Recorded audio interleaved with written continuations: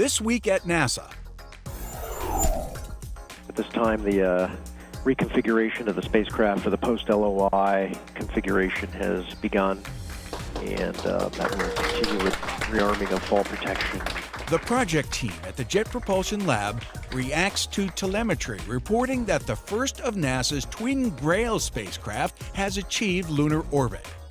The Gravity Recovery and Interior Laboratory Mission's A spacecraft reached its near-polar elliptical orbit at 5 p.m. Eastern New Year's Eve, followed by GRAIL B on New Year's Day at 5:43 p.m. Eastern. GRAIL data will enable scientists to better understand the Moon's gravitational field, as well as what goes on below its surface. Those crust-to-core data are also expected to increase our knowledge about how Earth and its rocky neighbors in the inner solar system developed into the diverse worlds we see today. This year's season of FIRST, for inspiration and recognition of science and technology, kicks off this week with its initial regional robotics contest.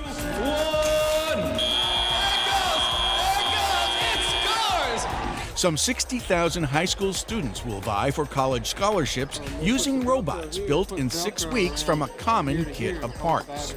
The finalists of the 2,400 competing teams will meet at the FIRST Championships in April at the Edward Jones Dome in St. Louis. Leaders from more than 70 aerospace companies attended the Space Launch System's Advanced Booster Industry Day, held at the Marshall Space Flight Center. NASA is seeking proposals from the aerospace industry for engineering demonstrations and/or strategies to reduce risk on an advanced booster for the SLS. Marshall is leading the design and development of the SLS, the new heavy-lift launch vehicle that'll propel the Orion crew vehicle on new missions of exploration across the solar system. In case you missed it, here's your chance to marvel at the unprecedented imagery of Comet Lovejoy, captured in late December by Expedition 30 Commander Dan Burbank from the International Space Station's cupola. Burbank described what he saw in an interview with Detroit's WDIV-TV. But it's probably the most spectacular thing you can imagine. And from the vantage point of space, it's different than seeing it from planet Earth because there's no intervening atmosphere to see. NASA's Dryden Flight Research Center recently completed a study at Edwards Air Force Base in Southern California designed to gauge public attitudes towards sonic booms.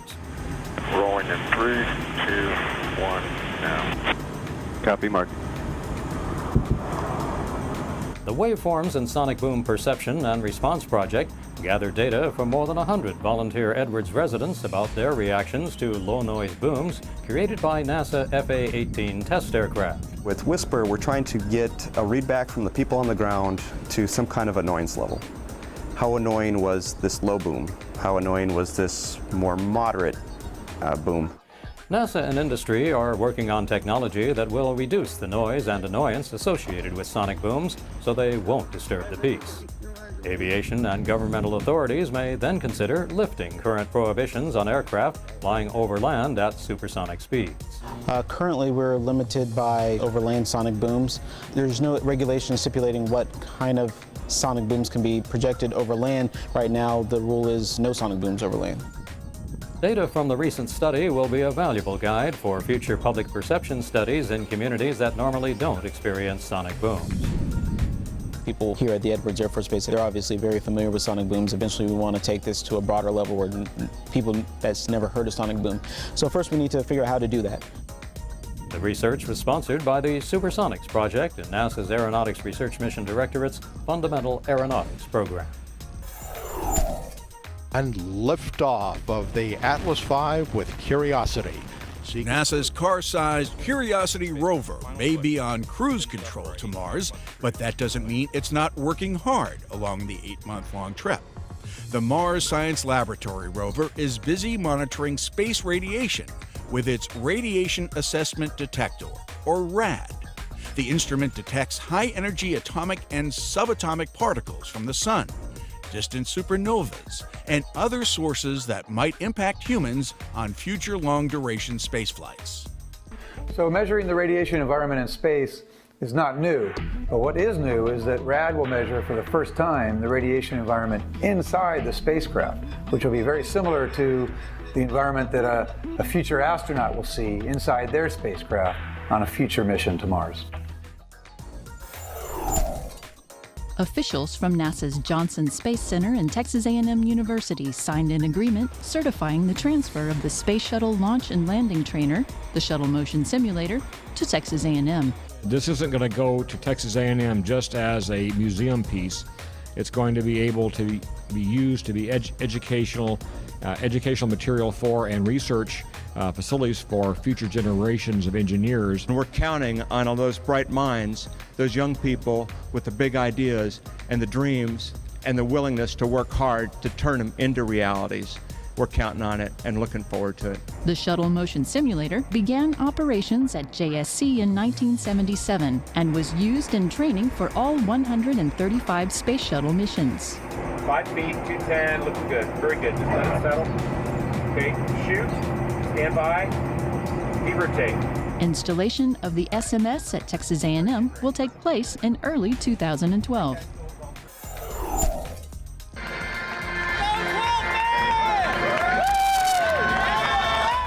NASA astronaut Barry Butch Wilmore celebrated the holidays by participating in pre-game ceremonies of the clash of his hometown Tennessee Titans with the visiting Jacksonville Jaguars in Nashville on Christmas Eve.